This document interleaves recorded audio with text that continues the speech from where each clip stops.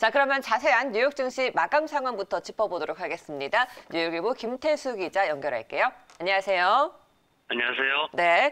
자, 경제 회복 자신감을 나타낸 바이든 대통령입니다. 시장의 반응 어땠나요? 네, 시장에서는 다우지수가 또다시 최고가를 경신을 했죠. 대규모 부양책 그리고 빠른 백신 접종 여기에 양호한 경제 지표까지 경제 회복 전반에 대한 신뢰도가 상승하는 모습을 보였습니다. 다우지수가 지난 4일과 5일 50일 이평선 지지선을 확인한 후에 상승세가 가파르게 지속되고 있는 모습이고요.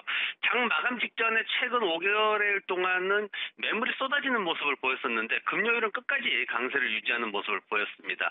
국채 금리가 상승하면서 기술주들이 부진한 모습을 또 보였습니다. 국채 수익률이 7%대까지 상승을 했는데 구글과 페이스북이 마이너스 2%대 하락했고요. 다른 대형 기술주들도 마이너스 1% 내외 하락세를 보였습니다. 그 배경을 보면은 크게 이제 세 가지 이유가 나오고 있습니다. 뭐냐면 국채 수익률이 상승하면서 대규모 자금을 투자하는 개인 투자자들이 이제 기술주를 떠나서 국채 쪽으로 이동할 수 있다라는 그런 얘기가 있고요. 또 하나는 금리가 상승함에 따라서 기술주들이 금리에 더 민감하게 반응한다라는 평가가 있습니다. 그리고 마지막으로 2018년도에 금리가 이슈가 됐을 때 기술주들이 굉장히 급락하는 모습을 보였기 때문에 어떤 학습 효과가 작용되고 있다. 이런 분석도 있습니다. 어쨌든 시장에서는 뭔가 확실하게 검증된 어떤 결과로서 나타나는 그런 현상이 아니라 좀 투자자들이 앞서서 생각하는 심리적인 요인들이 좀 크다라는 분석이고요. 여기에 이제 시장에서는 투자자들이 유동성에 대한 보강을 더 기대하게 됐는데 1,400달러 수표가 빠르면 이제 주말 동안에 도착을 할 수 있다라는 그런 기대감이 좀 빠르게 퍼졌습니다. 실질적으로 보면은 이번 주 안에 85% 정도의 대상자들이 수표를 받을 예정이라고 되어 있는데요. 백신도 더 빠르게 지금 개발되고 있고 하면서 시장에서는 저소득층의 소득이 이제 어느 정도 안정되면서 지원으로 인해서 안정되면서 시장의 유동성이 더 보강될 수 있다라는 그런 기대감이 커지고 있습니다. 경제지표 발표들이 있었는데 기대치를 대부분 충족하는 모습이었습니다. 미시건대에 따르면 미시건대 소비자 태도지수가 지금 전월 확정치 76.8에서 83으로 올랐습니다. 코로나19 발생 이후에 가장 높은 수준으로 상승했고요. 생산자 가격이 2월 달에 0.5% 상승하면서 지난달에 급등세를 좀 누그러뜨리는 모습이었습니다. 이 생산자 가격은 인플레이션 우려가 있었던 그런 관련된 지표였기 때문에 시장에서 좀 염려하는 부분이 있었는데 상승세를 둔화시키면서 시장을 안도시키는 역할을 했습니다. 네.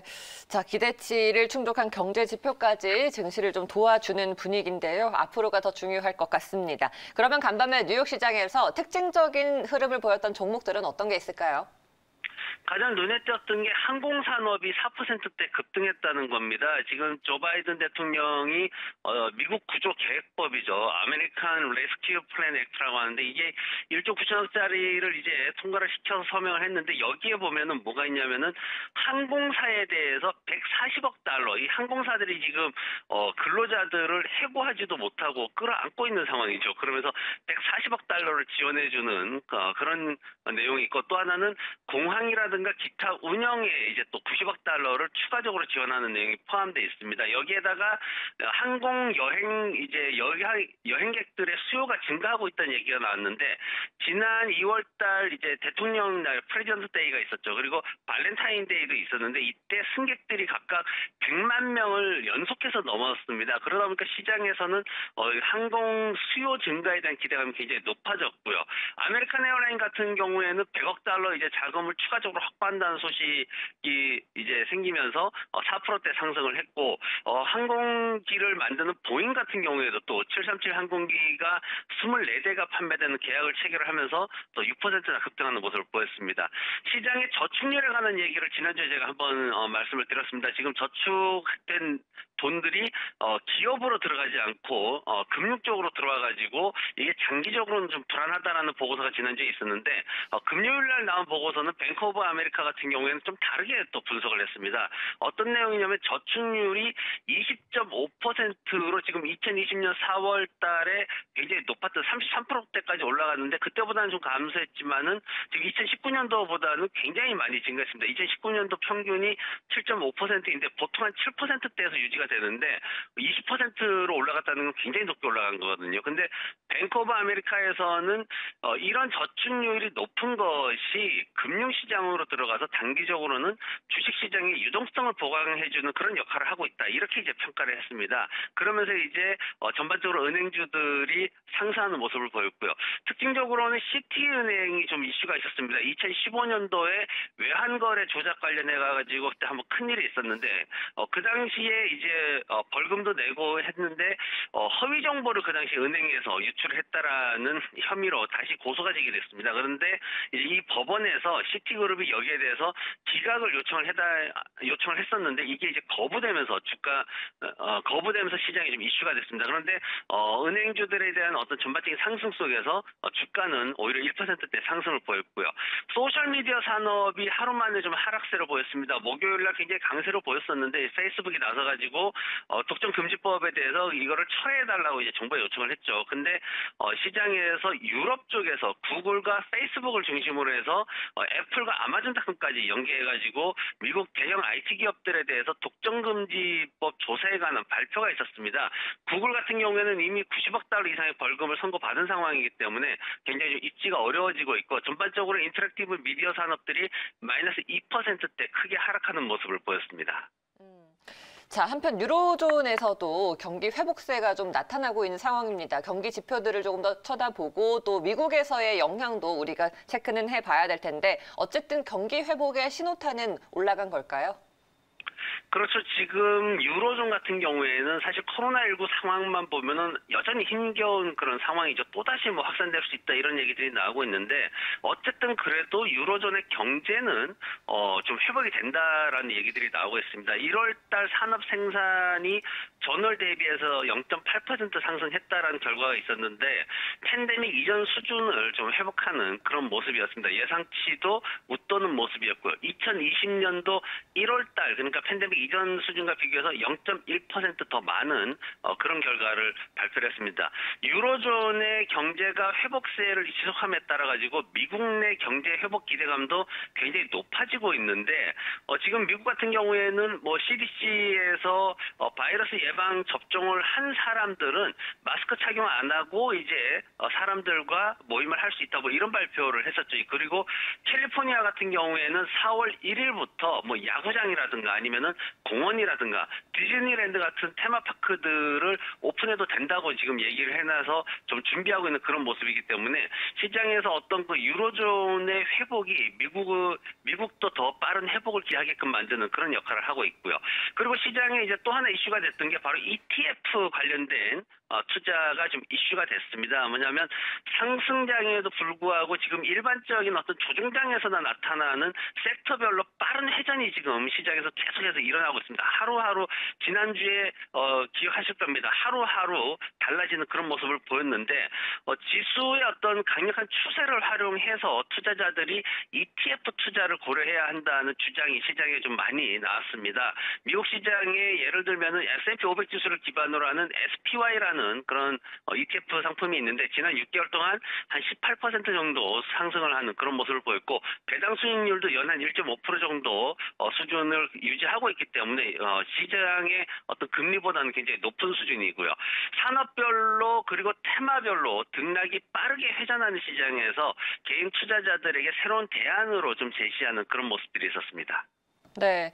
자, 이제 시장을 좀 정리를 하면서 이번 한 주가 또다시 시작이 되니까요. 이번 주 주목해볼 이벤트 정리해 주시죠. 네, 역시 10년 만기 국채 수익률에 대한 부담은 좀 지속이 될 것 같습니다. 지금 1.635%로 지난 금요일 날 마감을 했는데 2020년 2월 이후에 뭐 1년여 만에 가장 높은 수준이다라고 평가가 되고 있죠. 국채 수익률이 앞으로 어디로 진행되느냐에 따라서 굉장히 시장의 흐름이 또 바뀔 수도 있고요. 여기에 이제 이번 주에 FOMC 회의가 있어서 또 연계되는 모습들이 있는데 지금 보면은 시장에서 나온 얘기는 비둘기파적인 어떤 그 연준 중앙은행이 시장의 주식시장에서는 유일한 위험이다. 뭐 이렇게까지 지금 얘기가 나오고 있습니다. 지금 제롬 파월 의장 같은 경우에는 금리 상승에 대해서 어떤 정책적 변화의 가능성은 전혀 없다. 뭐 이렇게 지금 단언을 하고 있는 상황이고 그리고 금리 상승이 좀 우려할 만한 무질서한 그런 흐름이긴 하지만 그래도 지속적인 어떤 악영향을 미치지 않을 것이고 단기적이다라고 얘기를 했거든요. 그런데 이제 또 다른 연준 이사들 같은 경우에도 금리 상승이 경제 전망 개선에 따라서 어떤 자연스러운 흐름이라고 했는데 사실 이 말을 조금 생각을 해보면은 앞뒤가 좀 맞지 않는 말입니다. 뭐냐면은 단기적인 상황이라는 분석과 어떤 경제 회복이 필연적인 상황이다라는 말이 있는데 이게 채권 수익률이 지금 높아서 걱정인데 이게 안정이 돼버리면은 다시 하락한다면은 경제는 회복되지 않고 있다라는 말이기 때문에 조금 앞뒤가 맞지 않는 그런 상황인데 이런 상황들이 전반적으로 연준에 대한 어떤 신뢰도와 어떤 기대치를 좀 떨어뜨리고 있는 모습입니다. 이게 지난주에 유럽의 중앙은행 같은 경우에는 채권 매입 속도를 좀 높이겠다라고 얘기를 했거든요. 근데 미국 투자자들 같은 경우에는 이제 이게 더 불만이 생기는 게 왜 미국의 연준은 하지 못하는가 하는 불만이 더 지금 커지고 있는 겁니다. 그러면서 이제 FOMC 회의에서 이번 주에 만약 일부 총재들이라도 누구 한 명이라도 어떤 그 점도표에 있어서 어떤 변화가 필요하다라는 그런 발언을 하게 된다면은 시장은 금리에 대해 인상에 대한 어떤 우려가 크게 생길 수 있는 그런 상황이고요. 경제 지표 관련해 가지고는 이번 주에 이제 소매 판매가 가장 좀 집중이 될 것 같습니다. 소매 판매 상승이 이번 주에 인플레이션에 대한 우려를 더 확대시킬 수 있다. 뭐 이런 얘기들을 하고 있는데 소매 지표가 양호할 경우에는 경제 회복에 어떤 자신감을 제공할 텐데 근데 이 소비 지표가 상승하면서 인플레이션에 대한 우려도 같이 커질 수 있다라는 우려가 있습니다. 지금 1월 달에 5.3% 급증했던 그런 상황이 있는데 2월 달에는 소폭 이제 좀 누그러질 것이다라는 그런 예상들을 하고 있습니다. 전월 대비해서 0.1%에서 0.5% 수준의 감소를 예상을 하고 있고요. 또한 이제 같이 이제 나오는 게 레드북 리테일 소매 판매 지수도 발표가 됩니다. 직전주에 굉장히 크게 8%나 상승을 했는데 일부 그 소매상들이죠. 소매상들의 판매 증가에 대해서 그래도 기대감이 좀 높아지고 있는 상황입니다. 신규 실업수당 신청 건수가 발표가 되는데요. 지난 3월 21일 날 3,300만 건을 기록을 했었죠. 그러면서 계속 하락을 했는데 지난 11월 달에 71만 건 수준이 가장 낮은 기록이었고 이번 주에 예상치가 어쩌면 70만 건 아래로 떨어질 수도 있을 것이다라고 지금 기대를 하고 있습니다. 낮은 곳은 한 68만 건, 높은 곳은 70만 건 수준으로 지금 예상을 하고 있는데 여기에 대한 기대감도 좀 높아지고 있고 기업 실적 관련해 가지고 목요일 날 페덱스와 나이키가 실적 발표를 앞두고 있고요. 그리고 비트코인이 지금 주말 동안에 6만 불을 돌파를 했기 때문에 여기에 대한 관심도 굉장히 높아지고 있습니다. 그리고 이번 주에 이제 특별히 어떤 경제적인 이슈가 발생하진 않을 거다라고 얘기는 하고 있지만 그래도 미국과 중국의 고위급 관계자들이 이제 18일 날 처음으로 바이든 대통령이 취임한 이후에 처음으로 이제 회담을 열고 있는데 여기에서 혹시라도 이제 중국 기술 기업에 대한 압박을 미국이 강하게 얘기를 하면은 문제가 되겠지만 현재로서는 아직까지는 그렇게 강력한 입장은 나오지 않고 있어서 이 부분도 좀 시장에서는 조금 주목을 하고 있습니다. 알겠습니다. 네, 오늘 김태수 기자 말씀 여기까지 드릴게요. 고맙습니다. 고맙습니다.